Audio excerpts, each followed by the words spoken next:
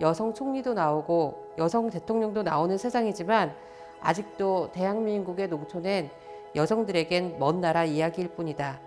본래대로라면 대동회에서 음식 준비로 바빴을 여성 농민들이 회의장에 모두 몰려가 스스로가 가구의 대표가 되어 투표를 한 것이다. 1가구 1표라는 농촌의 악습을 역이용한 이장 선출이었고 지금 생각해도 짜릿한 블록버스터급 이야기이다. 그렇게 31살의 젊은 여성 이장이 되었다. 저는 충남 부여에서 유기농사와 토종농사를 짓고 있는 두 아이의 엄마이자 여성농민 신지연입니다.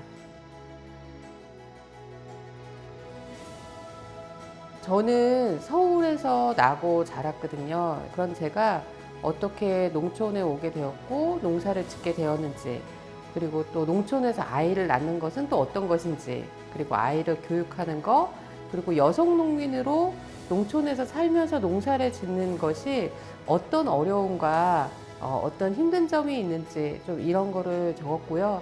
또 미래에 대한 저의 계획과 포부에 대해서도 적었습니다.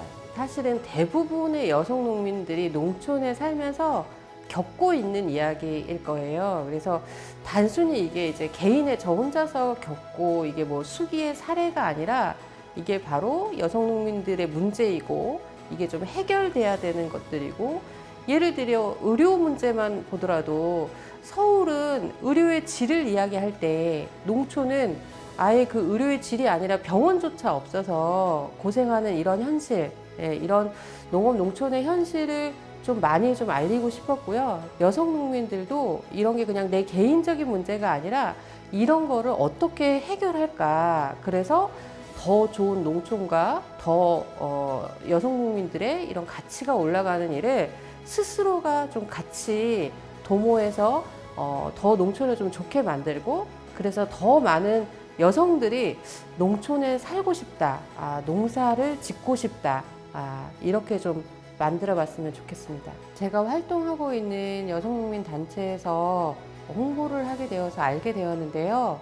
막상 글을 써야겠다라는 생각은 못 했는데, 최근에 여성농민과 관련한 사례 인터뷰나 이런 발표를 하게 되면서 이런 개인적인 문제가 아니라 여성 농민의 문제이기 때문에 한번 정리를 해봐야겠다라는 생각이 들어서 공모를 하게 되었습니다. 저는 여성 농민이면서 또 혼자서 농사를 짓고 있거든요. 어렵지만 그렇다고 해서 불가능한 것은 아닙니다. 농촌이라는 것이, 그리고 농업이라는 것이 다 많은 사람들이 어렵다라고 하고 힘들다라고 하지만 또 그 속에서도 가치와 보람과 그리고 즐거움을 느낄 수 있고요. 그래서 나는 혼자인데 어떻게 내가 농촌에서 살 수 있을까? 이런 사례들이 지금은 많진 않지만 찾아볼 수 있습니다. 그래서 농업을 하겠다, 아니면 농촌에서 살고 싶다, 이런 여성들이 있으면 그 마음과 더불어서 또 농촌이라는 사회, 서로 기대고 도와주고 그렇게 사람과의 관계를 소중하게 여기는 그런 공동체가 좀 복원되는 그런 농촌 사회에 대한 좀 자기가 들어가서 무언가를 좀 하고 싶다라는 꿈을 가지고 오시면 제가 얼마나 도움이 될 수 있을지 모르겠지만 이런 사례도 같이 이야기하고 고민과 고충도 같이 이야기할 수 있으니 언제든지 오시는 것을 환영합니다.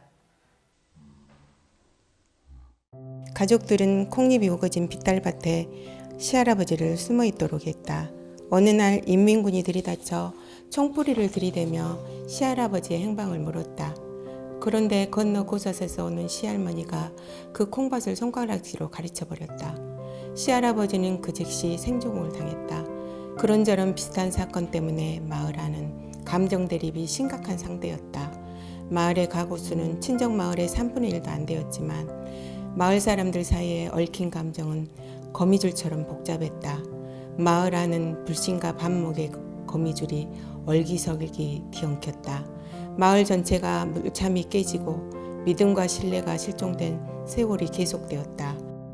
저는 전남 무안에서 온 김미입니다.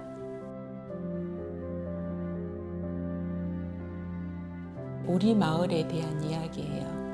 마을 사람들과의 있었던 이야기들을 오셨고요. 결혼해 와서 보니까 엄청 너무나 다른 거예요. 어머니가 제가 밖에 나가는 거 굉장히 두려워하시고 누구하고 말하는 것도 나중에 보니까 분단의 그런 역사에 막 그런 것들 때문에 그러셔서 그럴 수 있겠다. 어머니 입장에서는 말 한마디 잘못해서 그렇게 그 마을에 이렇게 아주 쑥대밭이 돼버린 상황이 돼서 그런가 보다. 그리고 이제 제가 이해를 하게 됐었죠. 그리고 이렇게 제가 한 발 나서다 보니까 이렇게 좀 정리가 이렇게 좀 힘이 되더라고. 그래서 하나하나 이렇게 정리해 나가고 힘쓴 만큼 마을에 화합되니까 너무 저에게는 큰 보람이에요.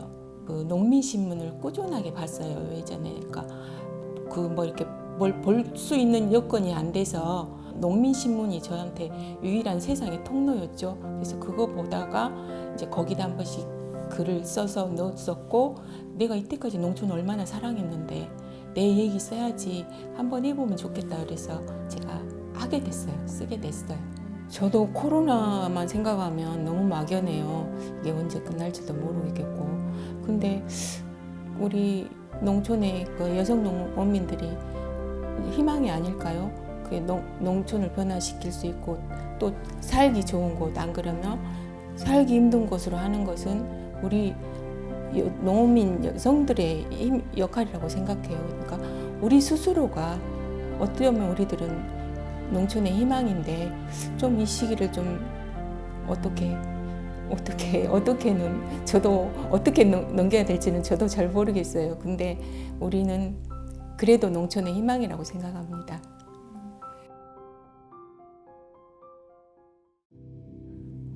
노인들에게 폐렴은 치명타라더니 그렇게 허망하게 가실 줄은 꿈에도 생각지 못했다.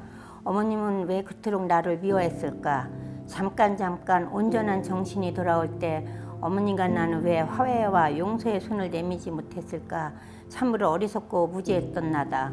평소 품었던 원망과 불만이 불효로 남아 무시로 마음 한구석이 무겁고 저리다. 예, 저는 평택에서 온 이상군입니다. 신랑하고 시설 채소 하우스를 하고 있고요. 아들 둘을 두고 있습니다. 전에 시집 와서 목장도 하고 또 방앗간 정미소를 했었거든요. 하루 종일 부엌에서 일하고 또 일하고 하다 보니까 내가 누구인가 이 정체성이 흔들렸어요. 그래가지고 어느 순간에 이게 내가 편안해지려면은 불편한 감정을 내려놔야겠다는 생각이 들어가지고 그렇게 내려놓다 보니까 좀 편해졌어요. 그래도 그걸 잘 넘기다 보니까 이 형제들하고도 더욱 돈독해지고 더 사랑이 많아진 것 같은 그런 과정을 썼습니다. 그래서 하고 싶은 얘기는 우리 형제들이 구남매다 보니까 왔다 갔다 왕래들을 많이 해요. 근데 처음에는 그게 힘들다고 많이 생각을 했는데 그러면서 이제 서로 이제 시골에서 이제 작물이 많이 나오니까 우리가 이제 뭐 오이고 호박이고 많이 이렇게 갈 때마다 차에다 잔뜩 실어주고 막 이러거든요. 그러니까 그렇게 서로 왔다 갔다 나누는 걸 저는 나누는 걸 많이 얘기를 많이 해요. 받는 기쁨보다 주는 기쁨이 더 크다는 거를. 형제간에 서로 이렇게 나누다 보면 그것이 서로 사랑으로 이어지지 않을까 그런 생각을 많이 합니다. 농어촌 여성문학회가 있거든요. 거기서 활동을 하고 또 제가 농어민 신문에서 여러 해 전서부터 이거 하는 걸 알고 있었어요. 그래서 전에부터 누가 아는 사람이 공모해봐라 했는데 그거를 미루고 있었죠. 그래서 이번에 한번 해봤습니다. 농업 경영인이라고 저는 여자분들한테 그런 소리를 잘하거든요. 그래서 농업 경영인이라는 생각을 가지고 그런 자부심과 그 철학을 가지고 나름대로 철학을 가지고 일을 하면은 좀 이 하루하루가 즐겁지 않을까 그런 생각을 해요. 그리고 그분들에게 감히 얘기하고 전하고 싶은 얘기는 일들 좀 줄였으면 하고 내 몸 좀 생각했으면 합니다. 우리 주위에서 문학회 친구들도 보면은 엄청들 일을 많이 해요. 그래서 일 좀 줄이고 몸 좀 잘 돌보면서 하고 또 제 생각에는 그 공무원들 모양 그 대충 어느 정도 이렇게 출퇴근 시간을 그 시간을 정해가지고 내가 6시까지 오후 6시까지 일한다면 그 선에서 그 손을 놓고 일을 안 했으면 좋겠어요. 저는 그런 생각을 많이 해요. 그 시간 좀 정해갖고 일 좀 했으면 하고. 근데 대부분들 보면은 그냥 밤에도 일하고 막 이러니까 저는 좀 그런 생각을 많이 했습니다.